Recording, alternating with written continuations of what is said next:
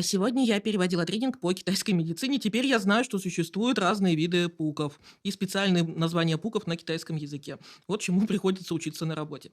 Сямпхи– это громкий пук. Бывает, если человек ест слишком быстро, заглатывает воздух. Мэнпхи– угнетенный пук, обычно тихий, вонючий. Человек потребляет слишком много белка, либо у него проблемы с микрофлорой.